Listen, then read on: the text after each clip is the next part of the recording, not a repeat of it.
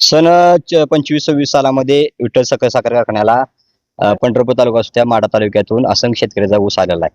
परंतु कारखान्याचा हंगाम संपून 3 ते 4 महिने उलटून गेले तर सुद्धा एफ-आर-पीची रक्कम या कारखान्या प्रशासनाने दिली नसल्यामुळे आम्ही आज स्वाभिमान शेतकरी संघटनेच्या वतीनं एम.डी. साहेबांना एक निवेदन दिलेलं आहे. शेतकऱ्याची प्रचंड अतिशय निष्कृत दर्जाची झालेली आहे. कारण युद्धामुळं शेतकऱ्याच्या शेतीमालाला कुठल्याही प्रकारचा भाव नसल्यामुळं शेतकरी आर्थिक संकटामध्ये सापडलेला आहे आणि कारखाना प्रशासनानं साखर नियंत्रण कायद्यानुसार एफ-आर-पीच्या कायद्यानुसार 15 दिवसानंतर शेतकऱ्याच्या खात्यावर पैसे देणे बंधनकारक असताना देखील शेतकऱ्यांना अद्याप पैसे न दिल्यामुळे शेतकरी खरं तर मेटाकुटीला आलेला आहे.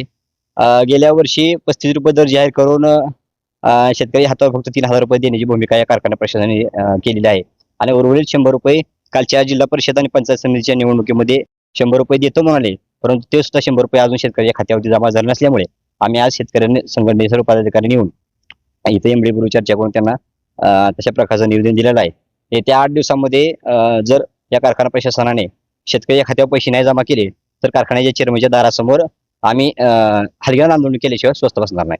आज तुमच्या संघटनेतले काही अधिकारी पदाधिकारी देखील कारखान्याच्या वाढीवरती आहेत. ते काय या भागामध्ये दिसत नाही, ते अंतरावरती काय दिसत नाही? निश्चितपणानं ते आज बाहेरगावी गेले आहेत. त्यांनी पाठीमागच्या काळामध्ये राजीनामा दिलेला आहे संचालक पदाचा. आम्ही उद्याच्या 8 दिवसामध्ये पैसे नाही दिले कारखान्यानं तर ते आमच्या बरोबर दिसतील आंदोलनामध्ये. हा एकच कारखाना नाही, इतर कोणी कारखाना विठ्ठल सहकारी कारखान्याच्या आम्ही या सत्तेमध्ये असल्यामुळं सुरुवात विठ्ठल कारखान्यापासून करतोय. उद्या परवा आम्ही सहकार शिरोमणी असेल किंवा भीमा दामाजी असेल या सगळ्या कारखान्यात जाऊन निवेदन देणार आहे. काय पुढची भूमिका काय आंदोलनाच्या? आता कारखानदाराने पैसे नाही दिले तर कारखानदाराच्या चेअरमनच्या दारामध्ये जाऊन आम्ही हलगर्जीपणे आंदोलन करणार आहे.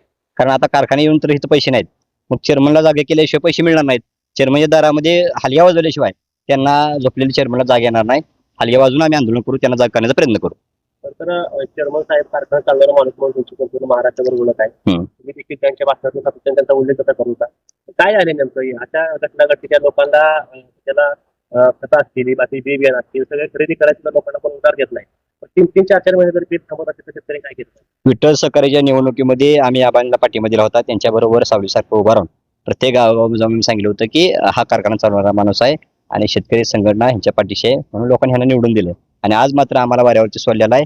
आम्ही त्यांना आवाहन करतोय की तुम्ही आम्हाला प्रत्येक सभेमध्ये सांगितलं होतं की शेतकरी संघटनेच्या कार्यकर्त्याला आंदोलन करण्याची वेळ येऊ देणार नाही, परंतु आता आम्हाला डोकं बडवायची वेळ आली त्यांच्यासमोर. त्याच्यामुळे त्यांनी आमचे पैसे द्यावेत, कष्टाचे आहेत, आमचे हक्काचे पैसे आहेत.